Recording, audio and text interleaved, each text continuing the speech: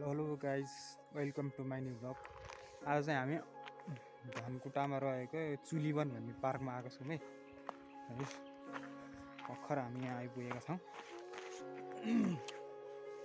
अहिले म सबै दृश्य देखाउन गइरहेको छु। यो पार्क हो, दामी छ यो पार्क। यो चाहिँ देखेर चुलीवन पार्क लेख्छ।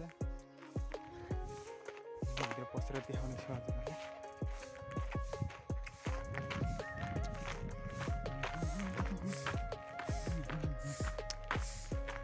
तपाईँहरू धनकुटा आउनु पनि यो पार्क अवश्य घुम्नु होला। कति राम्रो छ हेर्नुहोस्। हामी आउँदाखेरि यस मान्छेहरू थुप्रो आइरहेका छन्।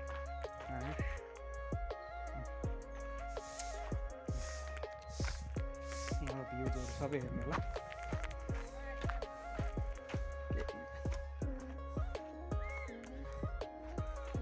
यो चाहिँ केटाकेटी खेल्ने ठाउँ हो।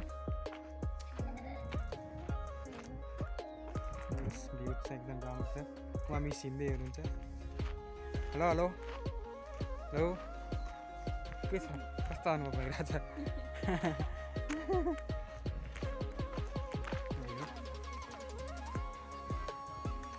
केटाकेटी खेल्ने ठाउँ मात्रै छ यहाँ हेर्नुहोस्। के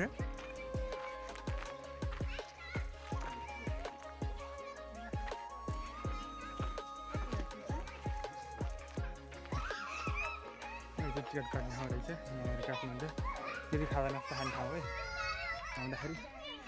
ल एकछिन पस्नु दिन्छु ल। यस्तो छ यहाँ चाहिँ। म सम्पूर्ण भ्युजहरू हजुरलाई देखाउन गइरहेको छु। जङ्गलभित्र छ। म चाहिँ फर्स्ट टाइम आएको है। जे होस् धनकुटा जिल्ला बसेको चाहिँ 3 वर्षभन्दा बेसी भयो होला। चुलीवन पार्क छ भनेर भन्थे, तर कहिले आइएको थिएन। आज चाहिँ जो आउने मौका मिल्यो है। हेर्नु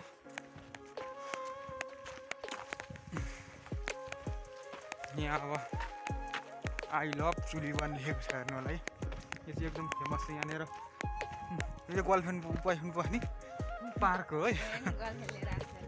मैले नि पछाडि हिँडेर आउँदै खाएको गर्लफ्रेन्ड। यो यहाँ चाहिँ आई लभ चुलीवन लेखेको छ हेर्नु होला है। दामी यहाँ पसेर चाहिँ पिङ खेल्ने ठाउँ यो चाहिँ। चाचा उही गर्दै पिङ खेल्ने ठाउँ उहाँ नै बनाउँदै हुनुहुन्छ भिडियो। आई लभ चुलीवन यो चाहिँ पिङ खेल्ने ठाउँ हो।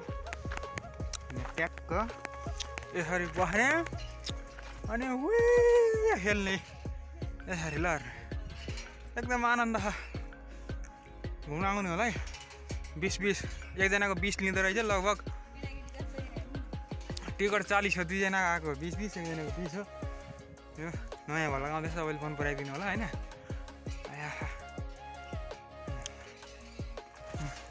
यहाँ चाहिँ एउटा फेमस भनेको चाहिँ एकजना एउटा मूर्ति जस्तो थियो। त्यो मूर्ति चाहिँ कहाँ छ पनि हामी खोज्न गइरहेको छ। भेटी पनि अघि मैले भनेको मूर्ति चाहिँ यही हो। यत्रो माथि सिँढी चढेर आउनुपर्छ। उहाँ तल हो मेन जाने ठाउँ चाहिँ। यति माथि आयो। खास यो मूर्तिको अर्थ चाहिँ मैले सुनेको चाहिँ होइन। अब कहाँसम्म ठिक हो त्यो चाहिँ थाहा भएन। तपाईँको अब एकजना महिलाले बच्चा यिनीहरू पाएको हुनाले चाहिँ मूर्ति बनायो भने सुनेको। हो कि होइन त्यो चाहिँ थाहा भएन। हजुरहरूलाई थाहा छ भने यसो कमेन्ट गर्नु होला है त। गाइज हामी चाहिँ चुलीवन घुमेर पनि फर्किसक्यौँ है। अब हामी यहाँबाट बिदाई हुँदैछौँ। हेर्नुहोस् यो गेट हो। सबैले पुरा भिडियो हेरेर मन पराइदिनु होला। हस् त, बाइ बाइ।